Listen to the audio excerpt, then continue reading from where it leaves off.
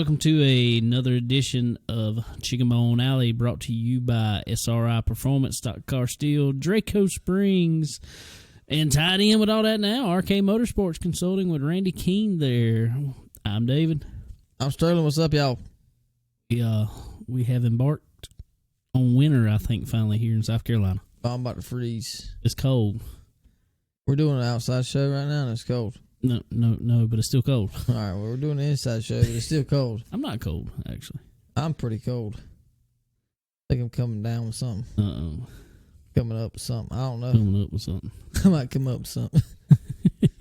What's been going on? I don't know what, man. Been working a lot. Been on the road. We've been doing a big line board job. Got a big cat loader we're doing, whole front end on. So it's been a lot of work for us here at Palmetto. So yeah, we've been on the road down in Bennettsville since last Monday. Still going. Hopefully be finished. I hope to be finished by Thursday evening, Friday morning, I hope.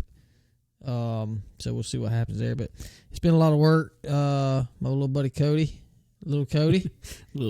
He's been right there with me and helping us out and doing very well and learning a lot about the road stuff. It's totally different. Totally different doing stuff on the road versus back at the shop. You know, you kind of take for granted what everything you got right there at hand at the shop, and he's kind of learning some of that. So, but we're making do and making it work. But it's been a lot of work for sure. So doing that, we couldn't work Friday. Had some stuff going on, so we had to work Saturday. But we ended up going offshore fishing Friday. Cody went with me, and buddy Scott he went, and Scott called me. I don't know, Thursday. I hadn't talked with Scott at all, and Scott called me Thursday evening. Probably, I don't know. It was probably 7 o'clock. It was right before we went to right before y'all got here, so 6:30 ish. Yeah. Anyway, call me. He said, "Hey man, what you doing tomorrow?" I said, "Well, I'm actually going fishing." He said, "Oh yeah?" You want to go? He said, "Sure." So anyway, we ended up going. Left Friday morning, and we didn't really know. I mean, the seas supposed to be pretty good. Weather was supposed to be pretty good, probably 67, 68 degrees, and 1 foot seas, 8, 9 mile an hour winds, I think, something like that. So it was going to be decent. We went out a little river, went and got us some bait there from Platt's there at Cherry Grove, and got everything you need down there. So if anybody around us wants to go fishing, wants to go pier fishing, wants to go surf fishing, wants to go inlet fishing, offshore fishing, whatever, they got all you need right there at Platt's. So go check them out. But anyway, got all our bait, got our ice, got everything loaded up, and we headed out. We got on the water about 6:30ish, something like that, and didn't really know what to expect. I was gonna try to hit the 15 mile. We got a little reef 15 miles offshore, and we try to hit that. And there's a rock pile about 20 miles. We're gonna try to hit that. So we made it there, and we got on some nice snapper and some greater amberjacks and grouper. Had a lot of good fish. Caught a lot of fish. Had a lot of fun, and we ended up going a new record for me in my own boat. Not me personally offshore fishing, but me personally driving the boat out there. We went 40 miles, so that was a pretty good long way for us. How long did it take y'all to get out there? Going out there was a little worse as far as time. It was a little rough first thing. It wasn't terrible, but it was just choppy. Couldn't really throttle down and go. But we were running about 20 miles an hour going out. So it took about 2 hours to get out there. Coming back, we were able to run a little bit. I put trim tabs down, and we were about 45 coming back. So we was jetting it through there, and so that was pretty interesting. We ran back. We came back. We went trolling around the 10 mile and trolled around there, and then went to we trolled down the shoreline for a while and had a couple strikes. Nothing ate, but had a lot of fun though. Learning a lot still, but man, I'm telling you what, anybody that has not been offshore fishing, there is nothing like being offshore offshore fishing. There's nothing like it. It is the best thing. The water, 40 miles offshore even, in 104 foot of water or whatever it was. The water is as clear as you've ever seen it. It's beautiful. Man, it's a blast. I love it. I hear you. If take some good medicine if you go out. If you like me. Yeah, David got pretty sick the last time we went out, and it's gonna be hard. Well, he was uncomfortable. Put it that way. Yeah. He couldn't fish very much, but I hate that because I know that's kind of holding him back from going. But I want him to go with us again for sure, and I know he will. But no, I've been working. That's what's holding. And y'all go on Fridays. Well, I know. Well, that's the only bad thing I will say about offshore fishing is you got to go when the water's right. You can't go. You can't plan a trip. Oh, we're gonna go the next Saturday. No, you can't do that. You gotta look the day before and see when the weather's gonna be good and just go. And unfortunately, that's the sucky part about offshore fishing for people that have to work like us. But we made it work. It worked out in our favor anyway because we couldn't work Friday. But anyway, it is what it is. It was good. I think all weekend was good for offshore. So I know I seen some guys out of Ocean Isle Beach, which is right down the road from us. But it wasn't but probably 10 miles from where we were at. They catching bluefins up there, man. Sweet. They are catching huge bluefins. I think I caught 2 already. That's good eating this week. Yeah, so that's pretty good. Anyway, yeah, that's been about it for me. The rest of the weekend, went to after work on Saturday. We went to the light show. I can't remember the name of it. I'm trying to remember the Great Christmas Light Show, something like that. It's down in North Myrtle Beach, and if anybody is close to North Myrtle Beach, I would definitely advise to go see it. It's like $20 per car. But I will also say they open at 5:30. I would get there at 5. Get there at 5 because it is insane the amount of people that go to that show. It was packed. When we got there we saw the line on Friday when we were leaving fishing. Saw how bad the line was. And it was like all the way down Robert S. Parkway. And it was terrible. So I was like, oh, Lord. So I knew we was going the next day, so it's okay. We got there early. We got there like 5:15, so it was okay. But when we left on Saturday, leaving the thing, going to Bass Pro Shops, the line there was a line like 4 miles down 31. Dang. So get there early, go see it. Well, some of us couldn't go look at the Christmas lights. Some of us had to go work. I took a vacation day. Is that what it was? Yeah, I reckon that's what it was. Well, it was not really work. It was family oriented for you, so it was your family. It was more work than what I normally do. Actually, it's probably the most work I've done at one. That's true. Yeah, you're not the wire guy. I'm not the wire guy. I ain't know what to do with my hands. Yeah, exactly. I'm the technical guy. Exactly.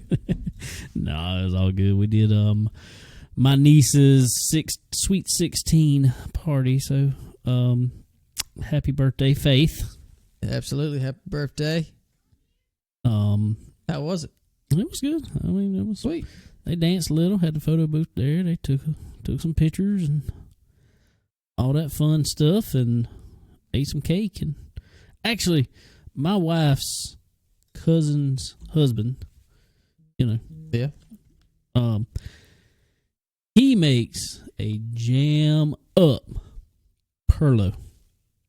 Oh yeah. Oh my Lord. Good, huh? I ate quite a bit of it there. I took 2 gallon size Ziploc bags with me home. Oh my God! How much? Might go eat some more tonight. Bro? Oh, you ought to see this thing. It is a kettle pot that he puts it in, and I mean it's probably 18 inches, almost 2 foot in diameter. Jesus. And probably about 2 foot deep. Wow. It takes every bit of 2 people to carry it.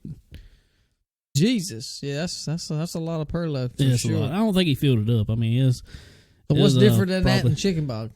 Just a little more in it. More more meat? More meat, yeah. So sausage and a little more meaty than just regular chicken bog. A lot of people make chicken bog pretty much the same as Perlo, with sausage in it. Oh yeah, that's what Mama and them do. Exactly, and that's what I've always grown up eating. But technically, that is a perlo when you put that in there. When Chicken you bog. add sausage, It's technically perlo. Technically, I thought sausage was the bog part. No, the bog is rice. So chicken and rice doesn't count. No. Oh, okay, I'm with you now. I'm clarified on that. But it's bog when it's sticky rice. You know, when it's kind of sticky. That's what I like it. I don't like it when it's all dried out. No, it just falls off the fork. No, that ain't no good. I like to be able to stick the fork in it and just hold it there. Big old clump just comes. Yeah, just hold it there, son. That's what I'm talking about. With sausage and chicken all in it. That's all. That's good stuff. That's good eating. And that's how this was. Oh, it's good. Well, Mama and Leah put eggs in theirs too, and it's really good. Really? Yep. That's really good. The hibachi place does too. Really? Hey, maybe it's Japanese chicken bog. You get some sushi to go with it? Can I fix some sushi? I'm definitely not getting that. Oh, I got somebody to eat some the other day that, as I always said, they would hate that. I ain't eating none of that. And they ate some. They was like, man, that's really good. Yeah, I don't know if I can do it. I think you could. This is fried. Sushi's not raw. Sushi is not raw. Sushimi is raw. Sushi is not raw. I might. You could do it. You like everything that's in this. Well, I might try it. You'd have to. Anyway, I guess we need to get a little bit of racing here. First up, this is pretty big. We finally getting somebody that's coming off of a big win. Huge win. And he's one of our buddies. He's a local guy, man, right here from South Carolina. Anyway, here he is. All right, ladies and gentlemen, on the phone.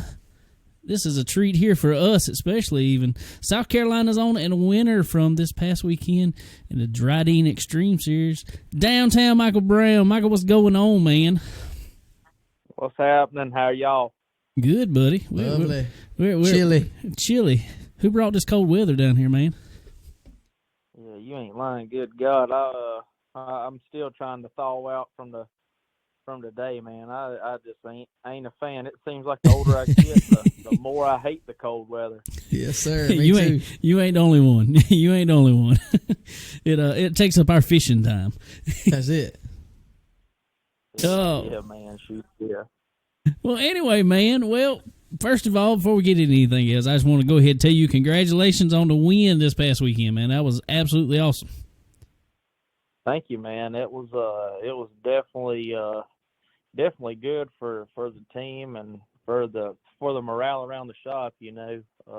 Definitely so. Mark McLeod, my car owner, he definitely sinks a lot of money into this effort, and to be able to finally pull one out, that felt real good. Well, cool, man. Yeah. Well, before we get too far into that, I want to go back a little bit. You know, we say we're the podcast by the race fan for the race fan. So we want to give the fans a little bit more chance to get to know Michael Brown. Where did you get your start racing, and how'd that all come about? The first time we ever went to a go-kart track, my dad's buddy from around the house here in Pageland, South Carolina, his son raced, and Dad took me out there to watch. And after the race, fellow's name was Johnny. He said, "Michael, would you want to hop on that thing?" And you know, my dad kind of cut his eyes, like, "Oh Lord!" And, I got on it, and I don't think I've quit talking about racing since. And I was 4 then. There you go. And that's what I'm talking about. You remember what track that was?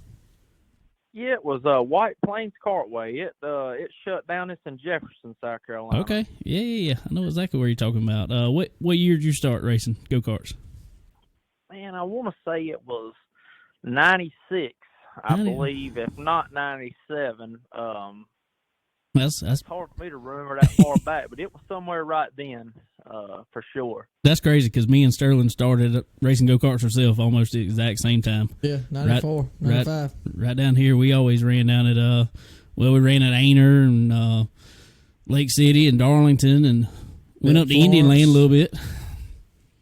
Yeah, man, Indian Land, we used to do that every week too, there for a while, so. Yeah, and like you said, Ainer and Conway and all those. Oh, yeah. I remember remember we used to go to Daytona That's right right. there at Christmas, and then shoot on back by Conway. If I'm remembering right, they had like a New Year's race or something. So You are we 100% correct. probably ran across each other there sometime.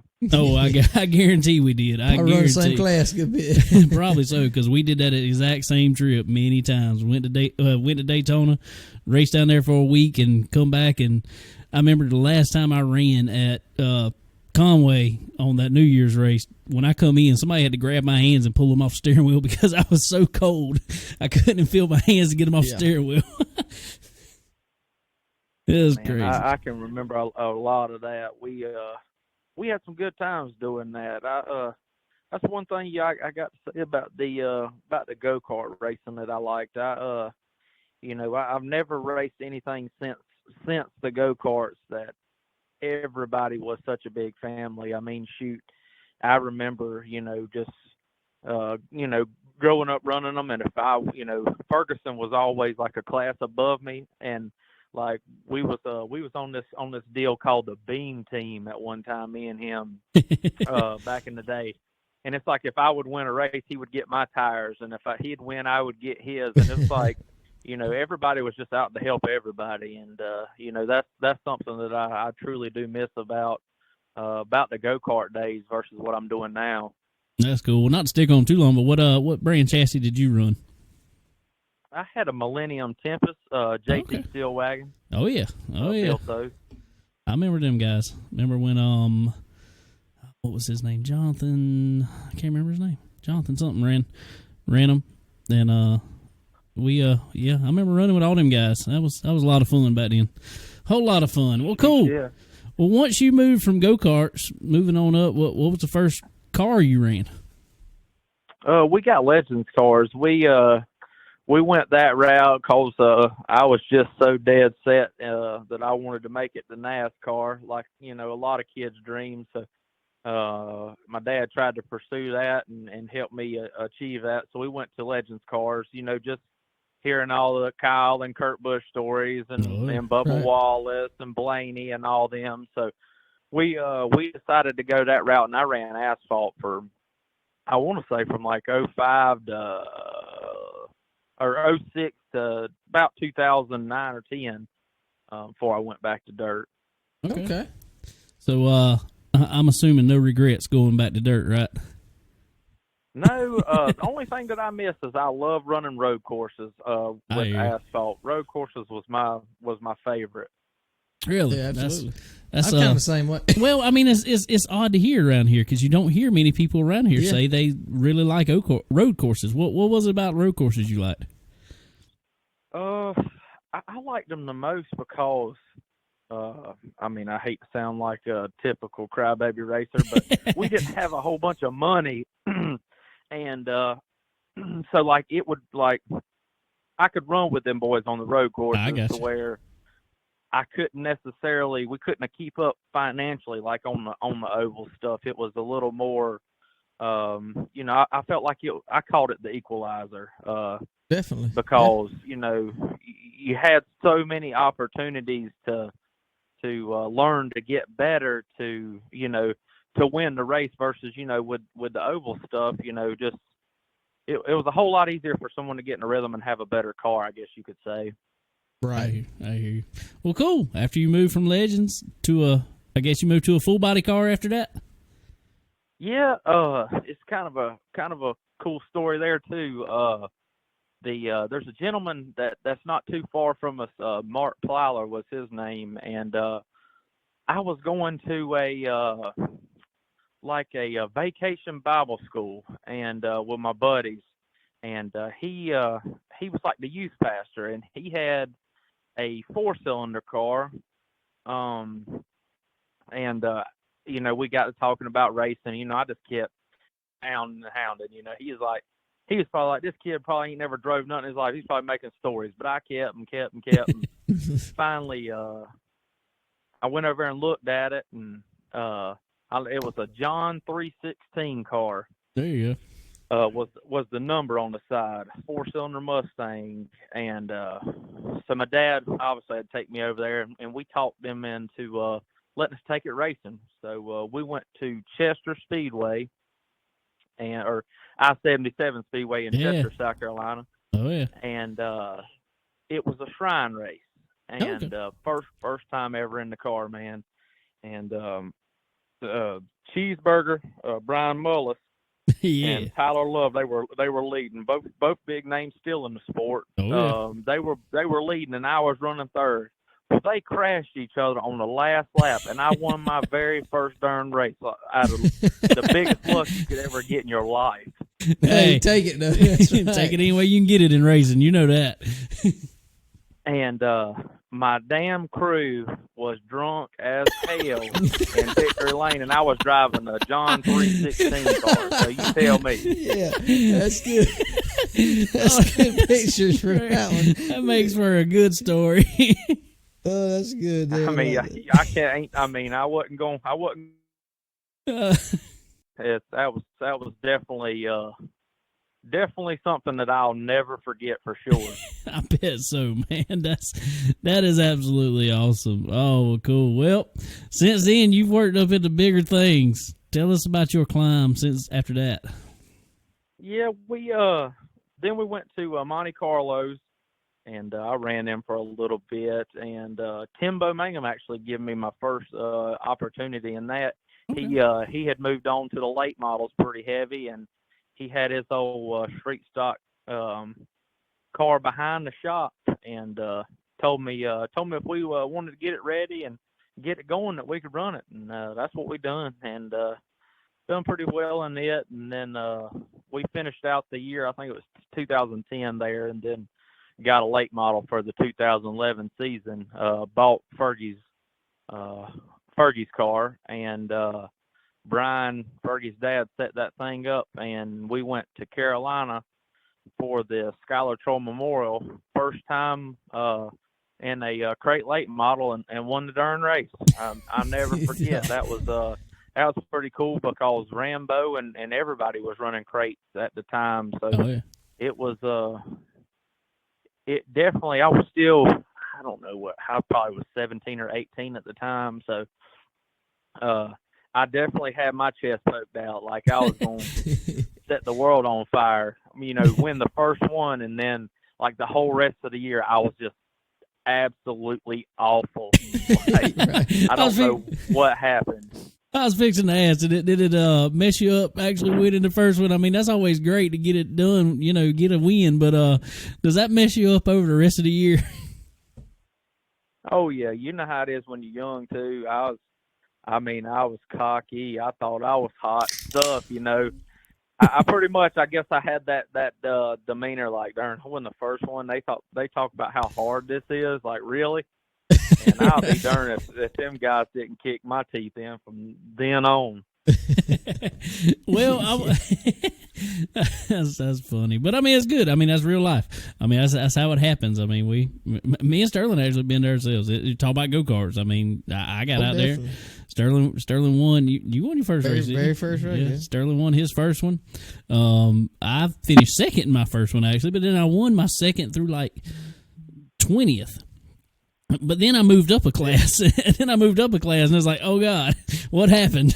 Yeah, these guys are better. What's going on here? Yeah. So I know exactly what you mean. Well, cool, man. Well, over since that time, you've made a name for yourself in late models. I mean, you really have, and I mean, it is cool for us because we're from South Carolina, right here with you, and seeing somebody close to home for us, and going out there and doing good in it. Yeah, it's all. It's what I tell everybody. It's all about darn opportunities. You never know when they're gonna, when you're gonna get them, and they, most of the time, they really happen for no rhyme or reason. Like my corner now. It's we could talk racing stories all night, but it was one of them things to where I was actually helping him. He drives too, and he had a crate and a super. Well, one night he done raced his crate feature, and he's like, dude, I am wore out. He's like, he told the crew chief he didn't really know me, and I was friends with the crew chief. He said, "You said Michael can drive, right?" And the crew chief said, "Yeah, he can drive." So he put me in it, and this was like 2015 or something, and I've been driving it ever since. And that's honestly, you never know how it's going to come about. I never asked to drive it, never, it just. Wow. It happened, and we still don't really know how, just other than that, and I've been driving it ever since. That's awesome. Well, tell us a little bit about the team. Tell us, about your owners, about the team, the 2,4-D car there. Yeah, the number, I get asked that a lot. It comes from my owner, Mark McLeod, is a farmer. That's right. And that's like a weed killer, pesticide killer, something to that nature. Oh yeah. And that's how that come about. That's something he uses a lot on the farm, and I guess coming up with his racing number, he just said, shoot, that'll work right there. Put that on the car. Exactly. It's been like that ever since. But they're based out of Sumter, South Carolina, and he's been in the farming business for forever. It's his father was in it, so it's a big time deal. They're into Angus cows, and into row crop too. So it's a pretty big operation. And man, to be honest, he's pretty much become like a second dad. Honestly, I mean we're definitely like at that point to where, I don't really sugarcoat nothing. We talk trash to each other just like you would, your best friend almost. So it's a lot of fun, and man, I definitely hope this lasts for a long, long time. That's cool, man. I do too. And I tell you, me and Sterling were actually up at Lancaster this past year at the World Outlaws race. And we were looking around there, and I noticed because, you're close to home, but all we saw were Michael Brown shirts everywhere. Everywhere, yeah. And I actually, we were trying to get over there to talk to you then, and we just never could make it happen. It was just, everything was so hectic by the time we got there. And but anyway, we ended up getting to talk to you up there, of all places. We're both from South Carolina, but we go to Ohio and then get to talk to you up there and hang out with you. So that was cool, and that's what it really seemed like to me. Y'all guys were really cool, and the whole team just laid back and seemed like a bunch of buddies out there racing. Yeah, I can assure you this. I think you can ask a lot of people that know us. I promise you, we probably have the most fun around there. There you go. We might not always run the best, but I can promise you. I told them boys, I tell them all the time, I said, man, we might not win a race, but I promise you we ain't never going to lose a party. There you go. There you go. I love it. Well, let's go back over the 2020 season, more or less. We know we'll get to the win here in just a second, here. But before that, give us a little rundown and your feelings about the whole 2020 season. Man, it was so darn up and down like everything else. Man, I come out the gate, thought it was going to be the best year ever. We bought new cars, new Rocket XR1 cars, and we go to Gaffney for the March Madness race, 12,000 to win. There's like 35 cars, and I run second to Dale McDowell, somebody who I've looked up to since I was a youngin'. So I was like, darn, this is probably going to be a pretty good year, fellas. And, then and downhill, back uphill. I think I ended up running second like 9 darn times. So I mean, nothing to really hang your hat on. It's just wasn't really what I was hoping for. I was hoping to, kind of get a few more wins. This stuff's just so tough. You don't expect to win all the time. Darn, when you're so close to the front so many times, you just hope like the dickens something's going to pull through for you to win. Oh yeah, I definitely understand that. Yeah, definitely. Absolutely. Whole lot. All right. Well, that brings us on to Livonia here this past weekend and the Drydene Xtreme Series. First of all, tell us, when you got out there, practice qualifying, or hot laps, all that stuff. What did you think you had for them then? I thought I had a really good car. Man, we talked in the shop, and before we went, and everybody says this all the time, but I told them, like, before we left, it was just one of them things. I guess I don't know if y'all ever felt this way racing, but like I just felt good about it. I told them, I said before we left, I said we're gonna bust our ass this weekend, and we kind of laughed about it, and didn't say nothing else about it, just kind of, jokingly, but serious at the same time, and we have a family business. My dad started it. Mike's Transmission, and I did not work none last week. All I did was stay out there on the Spring Smasher and working on that car, and just spent a lot of time and had a lot of help, talking Mark Richards several times, back and forth on the phone, and we just spent a lot of time. I got a new crew guy, Tyler Bashir's. He was Jonathan Davenport's tire guy for like the last 3 years. So, wow. He brought forth knowledge, and, just kind of all come into, into my favor there. Cars, like you said, like I said, pretty good in hot laps and qualified decent. And man, I redrew the two, and everything just, it was my day, just all it was to it, I guess. I hear you there. All right. Well, I might be letting some cat out the bag. I don't know. But I think I figured out the secret. I'm going to go with, I was watching some videos. I think your secret to winning this race was driving with one hand through the corners. You started running him down there, man. Because you started running him down once you started driving one hand. What is that even a conscious thing that you do, or what's up with that? A thing on Snapchat, and darn, my phone has blowed up ever since he done that. And I don't know. Overton called me, I think it was Sunday night, right after I had got the text from y'all, and I was talking to him. He's like, dude, he said, my little brother sent me the video. He's like, why in the world are you driving with one hand? And honestly, it ain't freak. I don't know. I just do it. I hear you. I have no idea really. But I have got asked that question a lot, and man, I go back and watch it, and it's funny, put my darn hand on the steering wheel going down the straightaways, and take my hand off and put it on the dash in the corners. It's like, what is wrong with you? What is wrong with you? No, hey, I'm not asking what's wrong, because obviously it works. That's awesome, man. It works. Is that something you do all the time, Michael, or it's just habit, or what?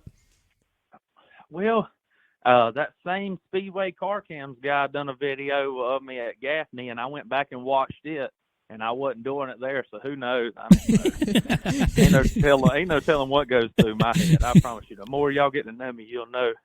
Ain't no telling what I'm going to say or what's going through my head. That's good. We'll fit in good then, because we're about the same way. Then you need to call in more often, if that's the case. You, that's for sure. Oh, well, that's awesome, man. Well, I'm going to tell you, I mean, it looked like to me, watching the video, watching the race, it's like, once the track slicked off more and more, all of a sudden you moved to the bottom and really started making up time down there. Yeah. Like I could see that 10, Garrett Smith, I believe his name. I could see his tire under caution, and man, I could just see it was wore out. So that's why I like there towards the beginning of the race, like I showed him the nose, because I knew if I did, 9 times out of 10 they're gonna start driving pretty hard. There you go. And man, I just showed him the nose, and once I did, just kind of rode from then. Just kind of let him do his thing. That's why I didn't really, once I'd done that, I didn't really hound him too much. I just wanted to save my tire and just let him go. And it just, like I said, it worked out. He kept getting freer and freer and freer, and I was able to get in there pretty straight. And he finally slipped up enough to where I could shoot the gap, and after that, my car was really good and clean air. So, heck, it was pretty darn cool. I was jacked up, Absolutely. They all pick on me, man, 'cause like Davenport, I cried one time when I won at Lancaster in a supercar, and he's like, dude, he said, they ain't no darn crying and racing. And, it's like I told them, I about done it again at Livonia. I was like, good God, but hell, I'm just old darn redneck. Never thought I'd be doing this. You know what I mean? I know exactly what you mean. You put your whole darn heart and soul into something, and man, sometimes I swear every time I win, it's like, good God. I know. Awesome. It's a tough class to run in around here, especially. I mean, the fields pretty much everywhere you go is stacked with, Lord knows, half the field could win for sure. But it's tough to go and win one of these super races, and for you to do it in this series is huge, man. But what's it feel like to go out there and beat names like you flat out run Chris Madden? I mean, that's been a name that's been around, especially for us here in South Carolina, for a long time. That man that's up front all the time. What's it feel like when you go out there and just outrun him? Man, it's a darn dream come true for real. I mean, I hate to use that darn term, but I mean it honestly is. You guys have to, since we're so close, ride out to the race car shop one time, cause I can promise you when you do, you'll be like everybody else, man. I grew up in a single wide trailer, and we got a $400,000 race car rig out here beside a damn single wide in the middle of Paceland. And there ain't nothing wrong with that. These people riding by here like, good God Almighty, man's got a $30,000 single right? wide and a $400,000 double stacker race car trailer. That is priorities right there. That's it, right there. That is priorities. And I mean, you're right down the road from the tire shop with all the razor wire on it too, so you all right. You all right. That's right. Heck yeah. So, I mean, darn, it's that makes it that much sweeter being old darn redneck. So, absolutely, man.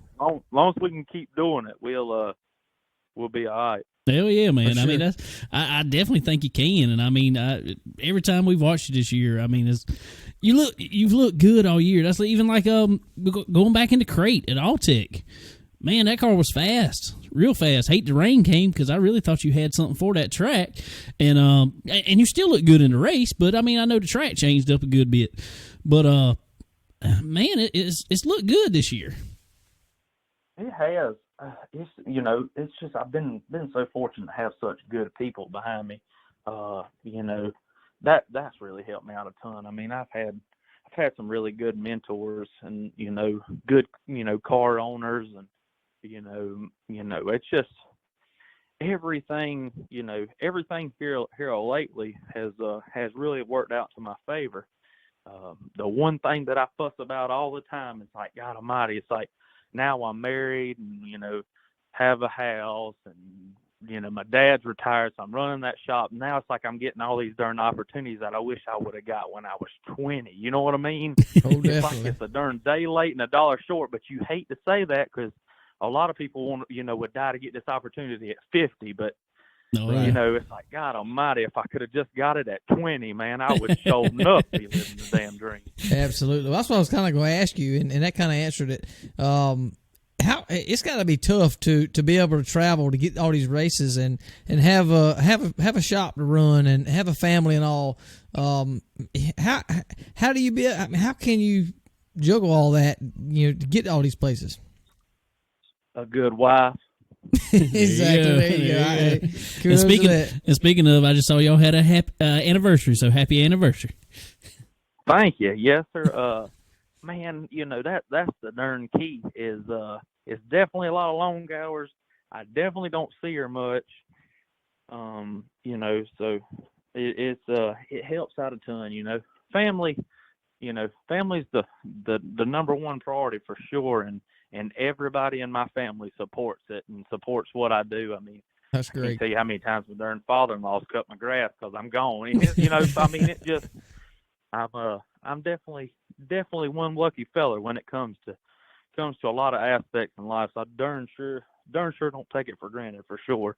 That's great. I hear you there, and I definitely believe it, because when we were at Lancaster, I saw more Michael Brown shirts than everywhere. Anything. There was blue shirts everywhere. I can promise you, in the Lancaster, Payson area, there is a pile of Michael Brown fans, and he got a couple more for sure that night. But anyway, Michael, you gonna try to run the full Drydene Xtreme series, or what's your plans there? No, I missed Bulls Gap. I had a Christmas party. My car owner had a Christmas party, so I missed Bulls Gap. So we're gonna hit or miss a few more. I'm gonna go to 411 for that hangover race in January 2nd, and then Gaffney the 7th or the 9th, whatever it is, for that Drydene race, and then I won't race again until we go to Florida. We're gonna do all of the Lucas Oil version, or Lucas Oil portion of Speed Week. So all Tech, and then East Bay, and then Bubba Raceway Park. Sweet. I was about to lead to that and get to that, but we definitely plan on coming down there for that week, and we've been going to Volusia for the World of Outlaw week, I guess. But we're gonna try this year. We're gonna try to do the Lucas Oil week. So we're definitely looking forward to that, and be able to hang out some for sure. Yeah, man, we'll do it. We'll throw some cornhole and cook out. We definitely had some cornhole boards on there, so that's what I'm talking about. And we'll definitely have some fun. And I'm just saying, just the last time me and Sterling played cornhole, which was just about 2 weeks ago, I went undefeated. Just saying. Michael, sometimes you got to let your buddies win. You know how that is? I'm sure you do. Yeah, he probably felt bad for you. That's what it is. That'll be a blast, man. I'm looking forward to that. And again, congratulations this past weekend.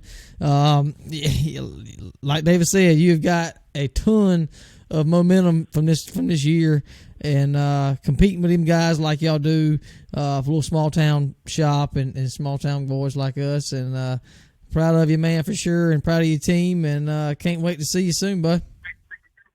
Man, I appreciate y'all's support and appreciate you having me on, and I'm definitely looking forward to flooring it some more. So hopefully we can catch up soon, and hopefully I can put on a show.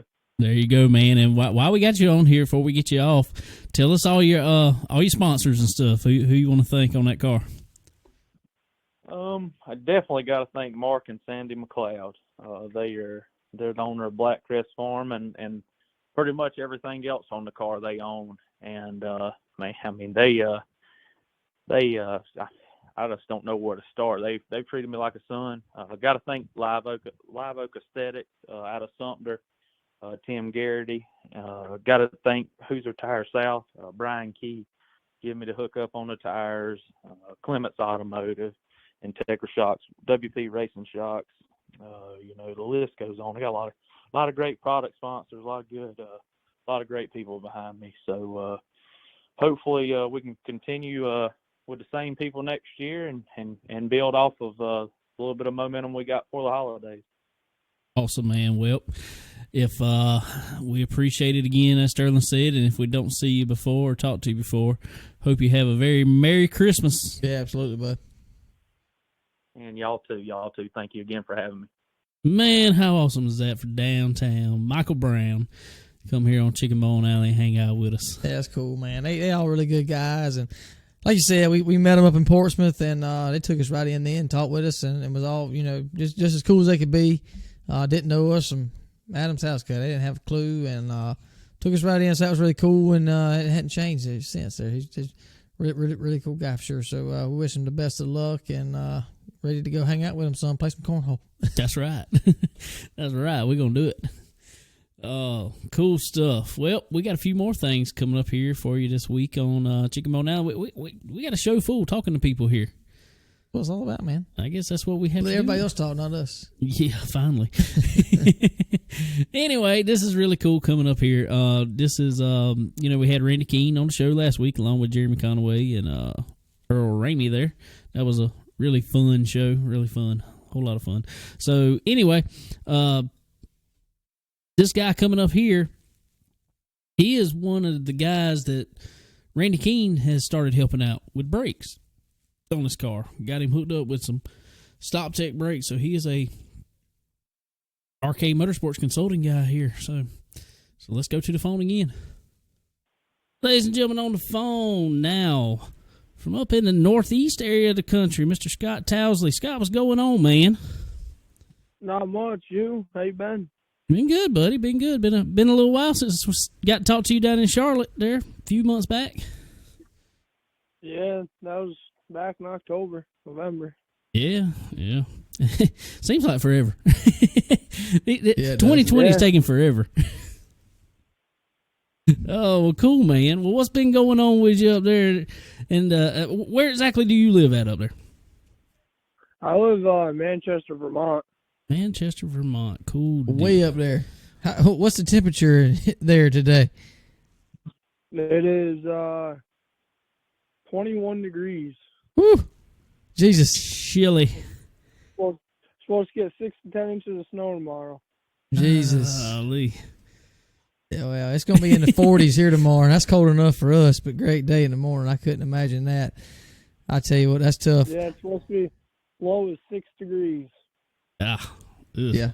That's nasty. Keep all that up there for sure. Yeah. Yeah, you can have all that, man. Well, anyway, man, it's great to get you on here and talk to you. But we want to go back over your racing career a little bit, more or less. First of all, where did you get started at in racing? What got you into racing? So my father started racing, I don't know, like 8, 9 years ago, something like that. So I've been around it since I was a little kid. He started off racing in Dirtcars. And my grandfather asked my father, how long are you going to keep racing for? He says, well, I'm going to keep racing until they can't find any more Enduro-cars to run. Oh, he said, I'll buy you a race car. And he said, well, I ain't going to buy you a race. He didn't want, my grandfather didn't want to, my father said he didn't want him to buy him a race car. He wanted to buy a race car for himself. And my father said he'll do all the maintenance and he'll work on it for him. There you go. There you go. That's the how way you get started right there. Exactly. That's nice. Yeah. So that's been it. I mean, you just jumped into it there, eh? So I started racing go-karts. This will be my 4th year in the pro stock. I started racing go-karts. Be 8 years. 8 years this year. There you go. How old are you? 8 years ago. I'm 17. 17. I'll be 18 in May. There Wow. you go. That's awesome. And that's you can't beat that if that many years experience already. But tell us a little bit about those pro stocks up there, because see, around here, I mean, from looking at the car, it looks like a Charger type car, Challenger series car, asphalt car around here. Tell us a little bit about those and how those are set up. Are they set up for asphalt and dirt, or primarily dirt? What's going on with them? They're set up for primarily dirt. They're a leaf spring car. We got Nick Stone. He's got a coil car package now. He's got 10 cars on the jig this year, being built for coil or leaf. But a lot of people are going coil car because, well, he was dominant last year with a coil car. So everyone's going to switch over to coils. Yeah. I'm one of the few to stay leaf, but we're going to run leafs this year. See what happens. Well, hey, that's like anything with racing, though. Anybody try something new and come out there and win with it, everybody's got to have it. But the tried and trusted is leaf springs, and know it'll work. Definitely so. But tell us a little bit of differences. What's different in a pro stock from, say, like a street stock, or then whatever is the next up, which I guess would be more like a modified almost. What's the difference in a pro stock? Well, the pro stock runs a 602 crate motor with a quick change rear end, where street stocks run, I'm pretty sure it's an open motor with a 2-barrel, or they can run a crate. I mean, they have the same kind of deal. Okay. But they run a 9-inch forward rear end instead of a quick change. Okay.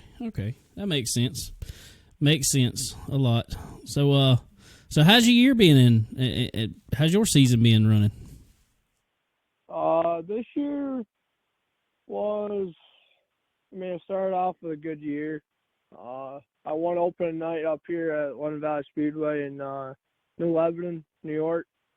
I won one of the biggest races for, they call it the Bubba Tanner race. His number was a 23 car, and I was the first person since he's died to put the 23 car pro stock back in victory lane for him. And the youngest for the 23 car, same thing. I mean, my dad's always wanted to do it, but never did. But I managed to do it this past season. There you go. That's a lot to say for being 17. That's for sure. That's pretty good. Definitely. Yeah. So we know you got hooked up with our buddy Randy Keene and RK Motorsports Consulting. Now tying in with SRI and putting Stop Tech brakes and all that good jazz on your car. What difference has that made? Honestly, I've had PFC brakes before. I mean, he helped me out with PFC, but then we switched over to Stop Tech. I feel like there's a bigger difference. Like, Stop Tech is more free flowing, no drag, smooth. I love them, man. They're awesome. That's cool. That's real cool. Heard that from a lot of people, so it's definitely a thing. It's kind of consensus. Is a lot of people like to say brakes are brakes, but they're not. They're not. And there's a lot of have a good brake package. I mean, you can't just go to Napa and be like, "Hey, I want this for brakes from a race car," because that ain't gonna happen. You'll go through a set of brakes in 2 weeks. That's right. That's right. And that's definitely what we hear. Well, cool, man. Well, I've had them on there since the beginning of the year. That's what I'm talking about. So that's good. I'm definitely glad to hear good that. Life. And good stuff. Well, moving on from this year. So how'd you end up? How'd you end up in the pro stocks? Well, mid-season, around July, me and another driver, Chad, we got together at Malta, coming off turn 3 and 4 for the checkered flag, and me and him, he went into the wall, and we pretty much got together real bad. He ended up flipping over, wrecked the race car real bad, but he was all right. I mean, I didn't do it on purpose. Talked to a lot of people. I mean, I tell everyone this, coming out 3 and 4, I did not lift because it was the last lap, and I thought I was clear to move up the track, but I didn't realize his nose was right at my rear quarter panel. And that's how everything got together. He wheel hopped my right rear and sent him forward and bounced in the wall back into me and then back in the wall, and he flipped. Dang. That's a racing deal for sure, but I hate that. I mean, I know you hated it. Everybody hated it, but that's a racing deal for sure, going for the win. You can't, is what it is, I guess. Right. Yeah. Well, anyway, moving on. We know you messaged me the other day. Tell me some news that you got. I'm going to let you break it out and share it with everybody. Go ahead, tell us what you got going on here in the near future. So I got a ride down at the CBA Winter Nationals. I talked to Randy Keene's other buddy there, Daniel Sanchez. I asked him if he was racing Chili Bowl this year. He said no. I said, well, what do I got to do to try to find a ride? He said, well, I'll hook you up with Mints Motorsports down there in Oklahoma. I sent him a message, and he said he had one ride available. I said, all right, let me see what happens. I ended up getting some of the money, but I did not get all of it in time. It was first come, first served, one of those deals. So someone else ended up with that ride. Then he sent me another message with this Chad guy. I can't pronounce his last name, but he's down in Oklahoma. So I know his name's Chad, but I can't pronounce his last name. Gotcha. I called him up.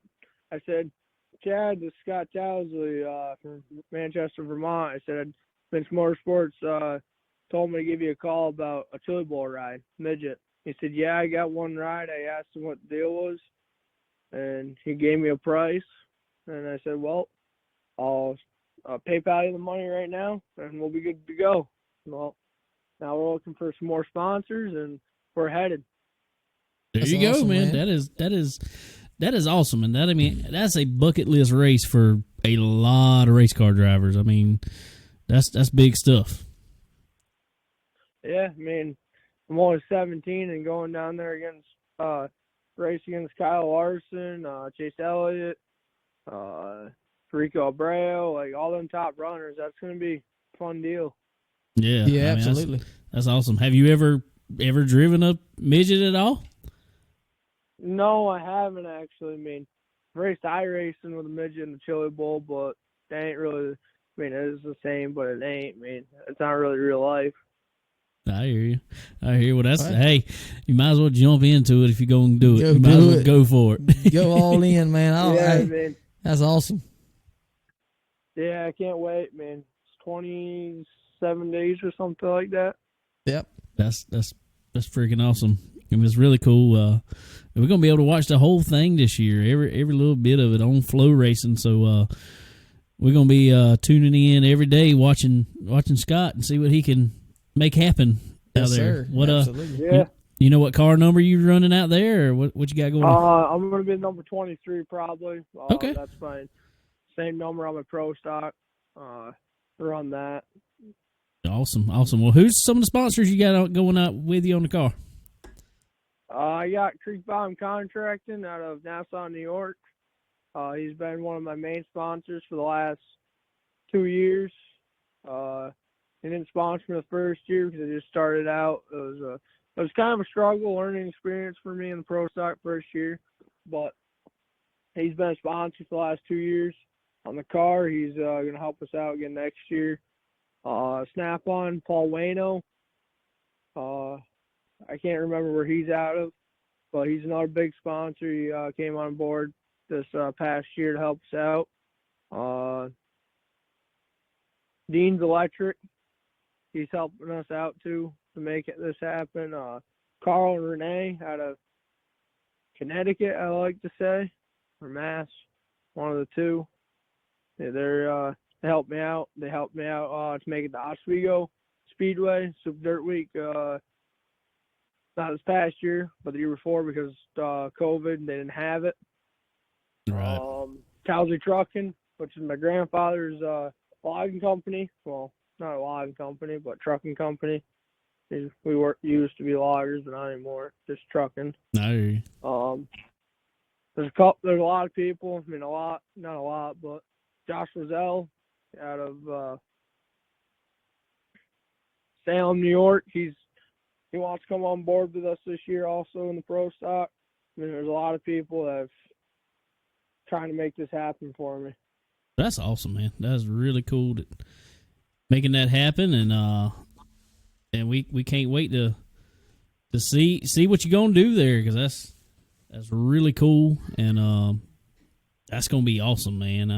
I can't wait to watch it on there. And what's your what's actually your expectations? You know, being that you haven't driven a midget, what are your expectations going out there? My expectations are really to get the experience of driving a midget and see what happens. I mean, it's going to be hard to make it to the A main.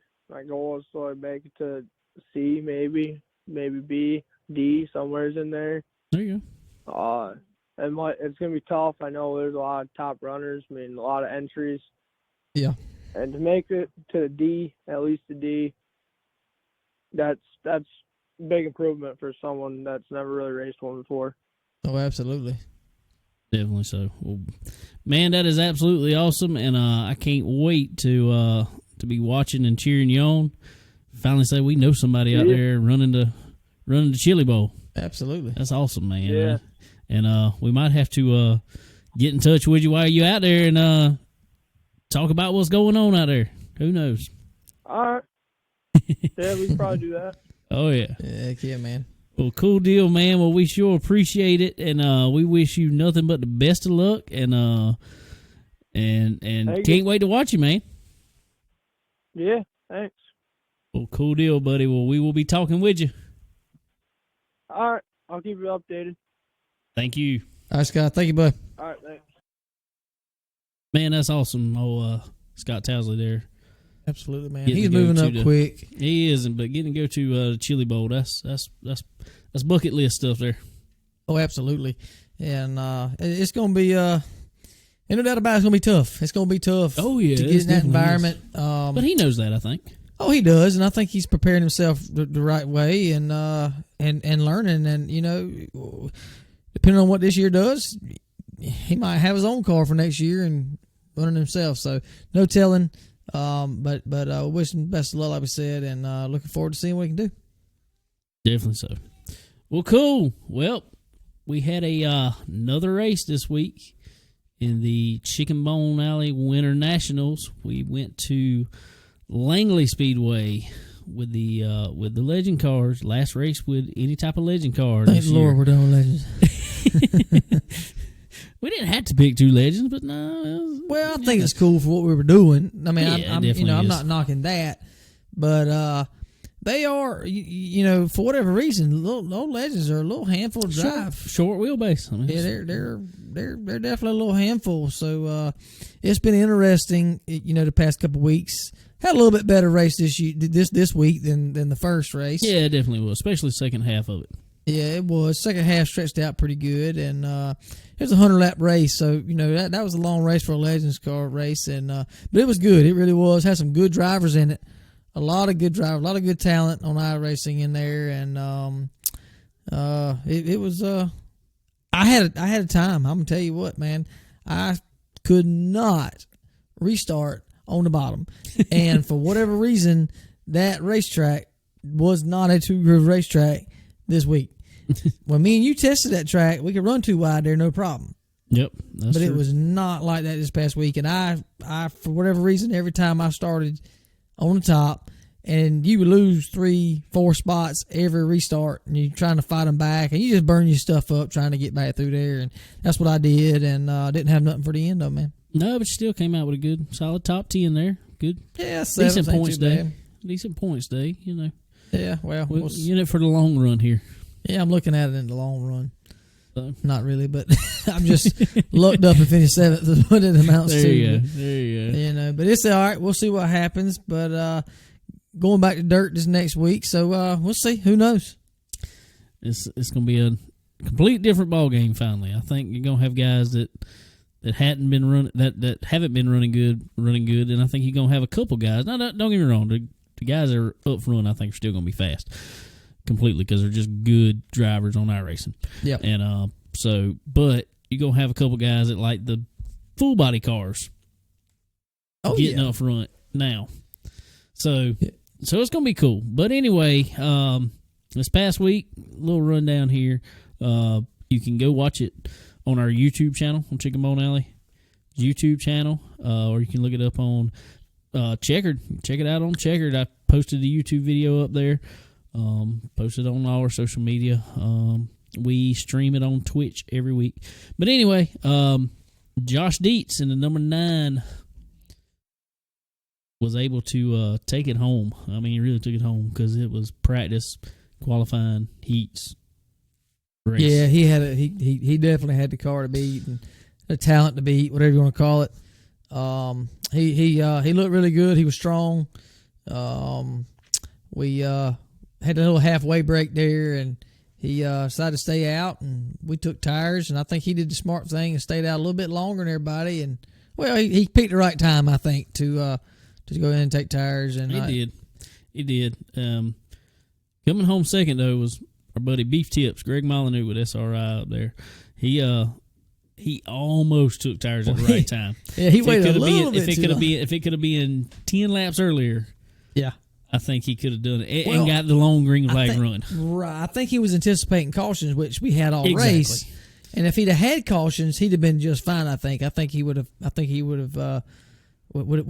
been there for it. But yeah, like you said, I think he waited just a little bit too long for that. Yep, definitely so. And Zach Stroop, who looked like he had something for Josh there a few times on restarts, he ended up winding up third. So it was really cool seeing that. But anyway, speaking of Josh Dietz in the number 9, we got him right here. All right, got a buddy Josh Dietz on here on the line. Man, what's going on with you today? Oh, not much. Just got done eating some dinner. I hear you, buddy. I hear you. Hanging. I definitely hear that. Well, going back to the race this past weekend in the second race of the Chicken Bone Alley Winter Nationals here, man, the car was fast for you. Yeah. I'm pretty good on some of the asphalt stuff. I'm a dirt driver, but I got a lot of experience with asphalt, and I felt like that track really suited my driving style. A lot on the brakes, and just all about keeping the car on the bottom and being smooth. Awesome, man. Well, you definitely made that work. Well, tell us a little bit about the move. I know we talked about it a little the other night, but at the halfway break, I know we had some cautions before that, but at the halfway break, a lot of guys decided to come in and take tires at that point. Well, we talked to you, and you said you thought track position was going to be key there. Well, then we had a couple cautions, after that, and then you decided to come in and take tires. Tell us about that choice there. Yeah, well, to be honest, it's so hard when you're the leader to make that choice, because you're the first person that has to go down. You don't know what anybody else is doing. Nobody's really going to tell you anything. So you kind of just got to do your own thing. And honestly, with how many cautions we had, and, I didn't have that much tire fall off. So I just thought, why pit? There's probably not going to be that many people that pit. I'm sure a couple of cars in the back will pit. And as soon as I say that, there goes everybody pitting except me. Right. So when you I tried to make it work. And we tried to hold them off on the restart, and they were just pushing me around the track. I mean, I had my tires saved and everything, I thought, and they were still, I was giving 100%, and they were still pushing me around the track. So caution came out. I said, it's now or never.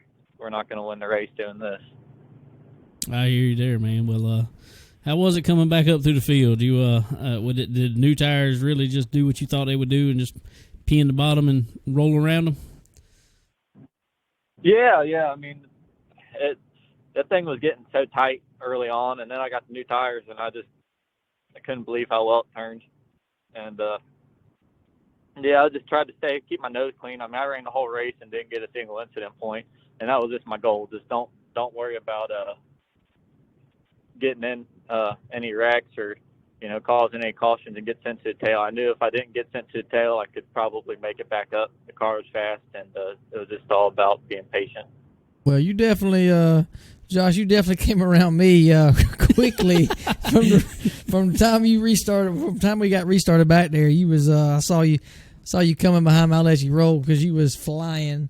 But you had a fast car. You had throughout practice, throughout qualifying, heat races, all of it. You definitely had it going on there for sure. But like you say, I know you've been on iRacing a while. How long have you been on? What, 9, 10 years, 12? What is it? Oh, I've been on there for a while. But when I first started, it was just kind of a deal. I'd hop on and run a race every once in a while. And honestly, since I've got out of school and college and working on my own car and everything, I haven't been on iRacing that much in the last 2 years, really. I mean, this series is the first time I've raced since last winter. I mean, I hopped on, I didn't race all summer, not a single time. I've only ran, your races, and I think I ran like an Ona race or two, and that's it. I mean, I'm pretty fresh still trying to get my feet into it. Well, you definitely haven't lost any of your touch since you got off, apparently. So because you still running, still been fast, man. Well, cool deal. Well, it's like riding a bike. I guess it comes back. I mean, it's pretty similar to real life, and I've been racing for a while, so I got pretty good experience in about anything with four wheels, I think. Oh yeah, definitely so. Well, before we go any more in it, we like to ask our guys, that are winning these races, what kind of iRacing setup do you have? What kind of wheel? What kind of computer setup do you have? Well, I've been staying with Ashley. I pretty much play with her now, and she has a nice setup, outside lawn chair, and he chopped the legs off for me so it sits on the ground pretty much, and TV, and I don't know, it's like a coffee stand thing that I bolt my wheel to, and it works. Get the job done. There you go. Well, that's proof that you ain't got to go out there and Just made it spin. right before the first race, right? The day of the last Sunday, right before the first race, we were sitting there cutting the legs off the chairs, and he came Wow. he came back, and he had a big grin on his face, and I was wondering what he did, and he had this lawn chair. He took Debbie, her mom's lawn chair, and chopped the legs off of it. He was proud of it. Jesus. There you go. Well, like I say, that definitely proves that you don't have to spend. We tell everybody all the time with iRacing, you don't have to go spend a pile of money to get on there. You can have a rig and still run up front, and obviously because Josh did it. Oh yeah, and same with wheel too. So my parents, when I was younger, my parents were divorced, and I didn't have money to have two nice rigs to take back and forth or whatever, and I was tired of taking my wheel back and forth, so I just bought two of the same wheel. They're just old Driving Force GTs. They're like $60, $1,000 steering wheel. Wow. I'm sure it helps, but you don't need it. Yeah, I mean, them Driving Force GTs, there ain't nothing wrong with them. Me and Sterling both still race with G27s ourselves, so yeah, so they're pretty good. Them. They're pretty good. Well, cool, man. Well, while we're still on iRacing right now, before we get into any of the real stuff, what you think about the race coming up this next weekend? We got Street Stocks going to Volusia. How you feeling about them? I don't know. We'll see. That's probably going to be a little bit of a rough race. I know Volusia is normally stuck pretty much around the bottom, and it's kind of a momentum track, and they're going to be a little bit momentum cars, so it's going to be a momentum race. But I know there's not going to be a ton of room. The racing grooves there are not that big. Hopefully we can get through it a little less caution, but I feel like it's probably going to be a survival game. I hope not. I'm hoping I'm hoping we can run. I really do. Yeah, I'm hoping they can get some green flag laps. Lap 40, I had to pee last week. I hear you there. I definitely hear you there. All right. Well, moving on from that, since we talked about it and you talked about it there. You race in real life. Tell everybody what you run. I've ran a little bit of everything. Currently, I run a late model, crate late model. Raced a lot around Kentucky, Ohio, Indiana, a little bit in Tennessee. There you go. Been doing that for a few years now. There you go. We actually had a couple crate late model drivers in the field this past week. Had you and Will Harrington. Yeah, I know Will. We raced a little bit in Tennessee together. Not much. He's down south. I'm a little bit more up north, but I've raced with him one or two times, I think. Cool. Well, tell us a little bit about your year this year. How everything go for you? We had a pretty good year. I drove for the year was kind of cut short due to the whole COVID thing at the beginning. So we started a little bit late, and we had a new car. I had a little bit older cars, some blue gray Rockets, or 2014 is what I had, and then the new style car, the XR1. We got one of those, and once we learned how to adjust it, we really started taking off. We had I can't remember the stats off the top of my head, but I think I had 16 starts and 13 top threes, 14 or 12 top threes. Got 4 wins, a whole bunch of second places. Feel like pretty much every race, after about the third race of the year, about every race we were in, we had a chance to win it. So you can't really complain with that. No, absolutely not. Definitely can't. So what you feeling about 2021? I don't know. We're going to go back on my own, race my own stuff. We sold my car that I've had in storage for a while. I sold it. Just looking at options for chassis now. Kind of been looking at Capitals, been looking at XR1s, just kind of trying to decide which route I want to go. And we're going to see how it goes.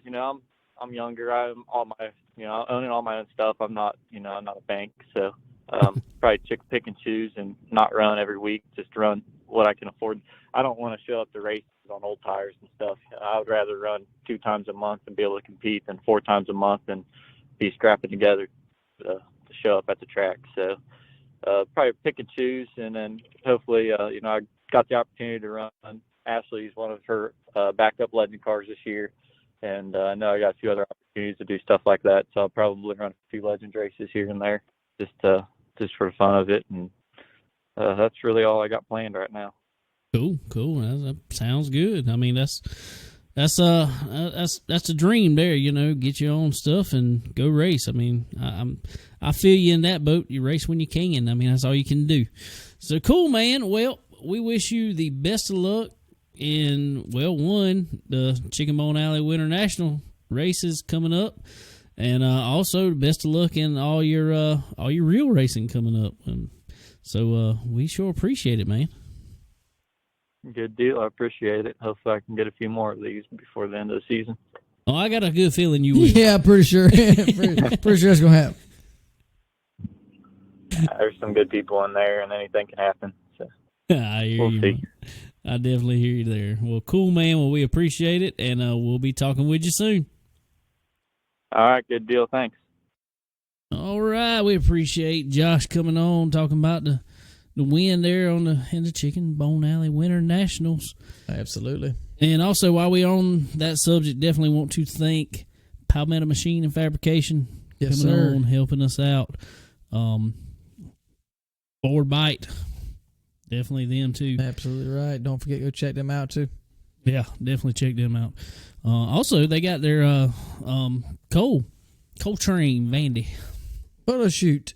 Yeah, he had a photo shoot. That was today. an awesome photo shoot, man. They had a photo shoot. That was pretty cool. But also, go check out. They actually are doing, him and his cousin Cole and his cousin are doing a little.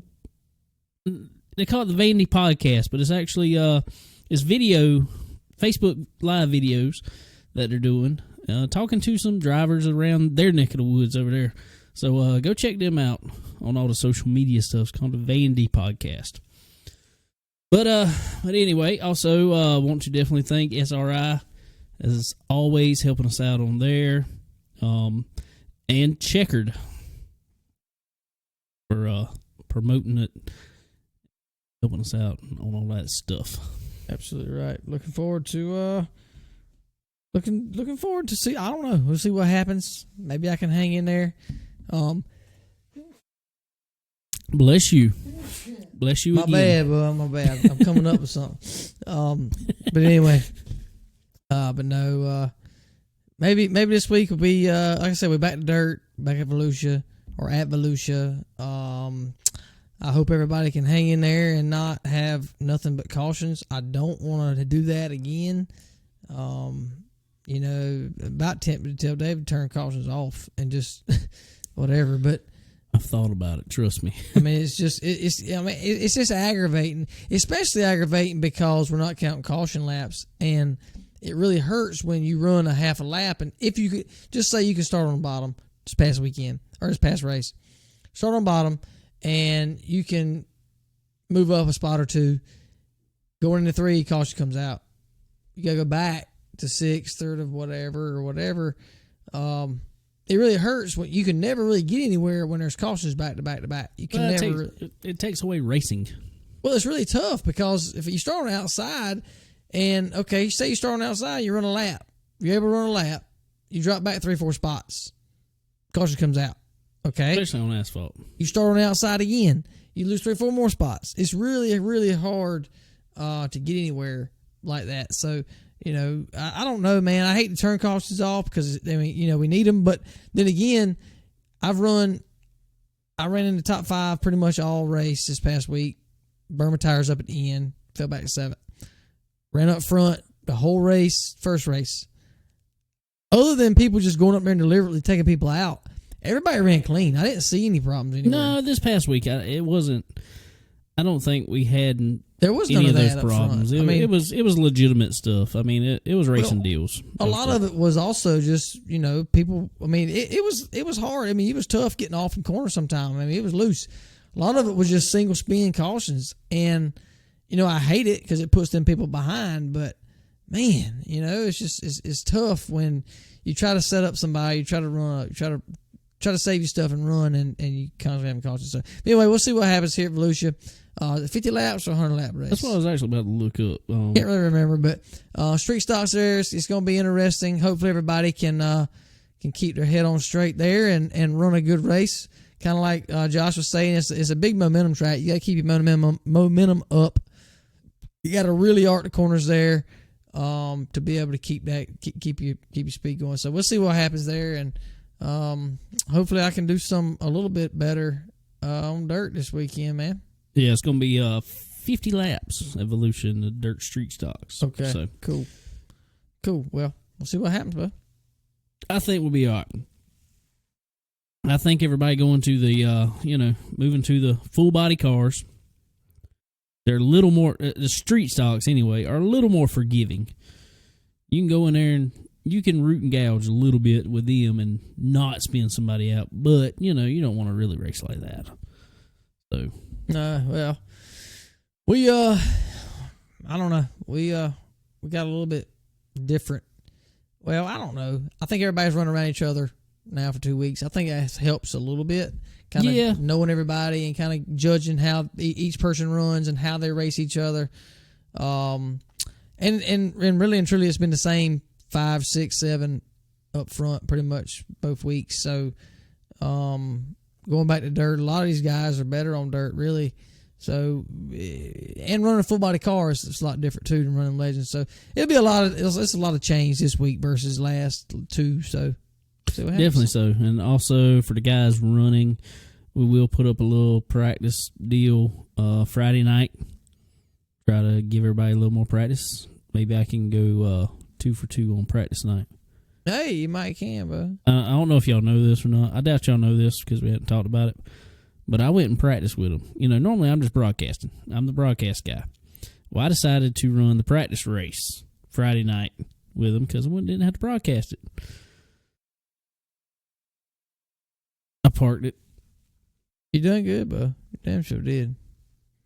You got it going on. I was proud of myself. You got it going on. If I'm home, I may try to run Friday night.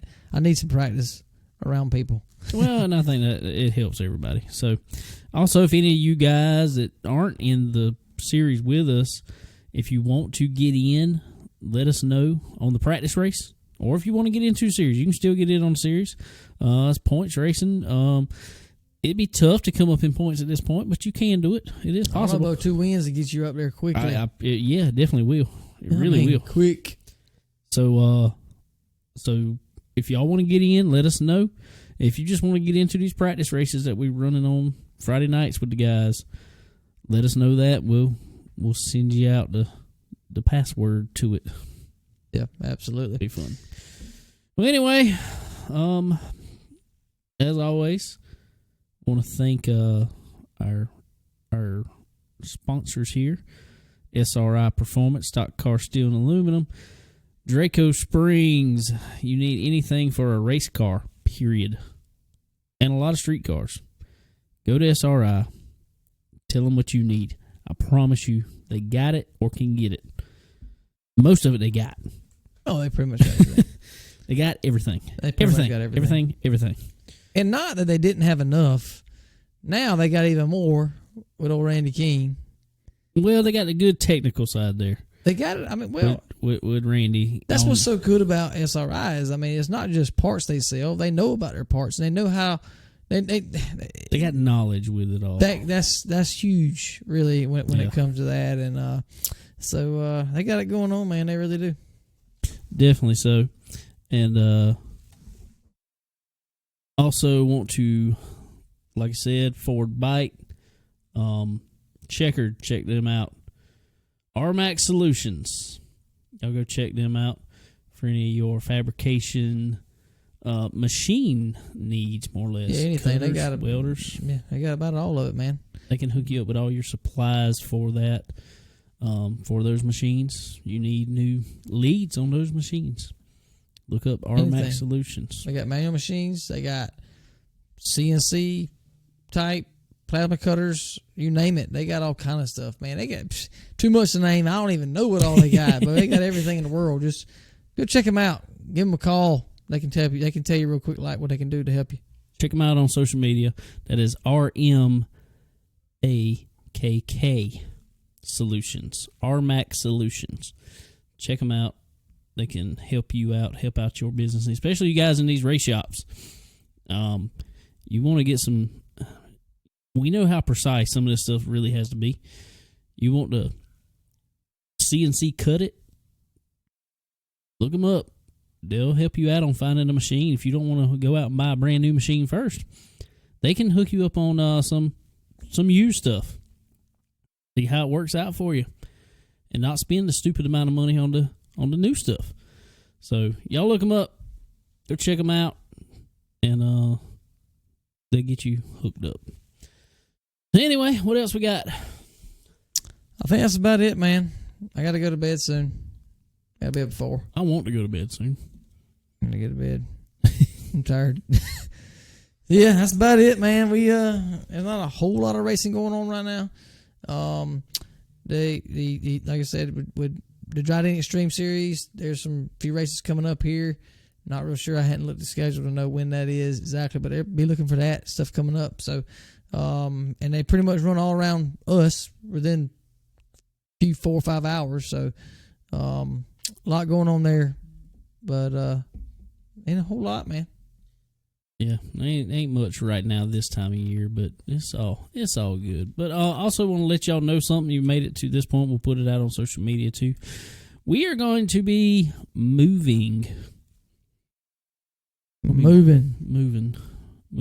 up. We're not moving facilities. No, we're not moving facilities. We're moving days. Moving days. We're going to be changing from you hearing us on. We typically come out on Thursdays when you can listen to this episodes. We're going to be moving. We're going to start putting out episodes first thing Tuesdays. Yep. A little earlier in the week. Yep. You can get your Chicken Bone Alley fix, I reckon. So y'all be looking out. We'll put it all out on social media about moving up, but we will be moving to Tuesdays. January. Might be a little before that. Okay. Might be. Before January. We only got like 2 weeks before January. Exactly. So, exactly. Figure it out. I don't know yet. We'll get it there. Because I know Christmas coming up. We might need to get out because nobody going to listen on Christmas Day. I ain't listening Christmas Day. I'm not. But anyway, we'll talk about it. We'll get it all out. But y'all be looking for it. We will be moving to Tuesdays. But anyway, appreciate y'all listening. Appreciate everybody coming on tonight. Downtown, Michael Brown, Scott Towslee, and Josh Dietz. Appreciate y'all coming on tonight. Y'all go check all them out on all their social media pages. And follow them. Give them some likes. Buy their merchandise. Yes, sir. That keeps these guys racing and entertaining you and gives us something to talk about. So we appreciate y'all listening, and we'll be seeing you next time. Later.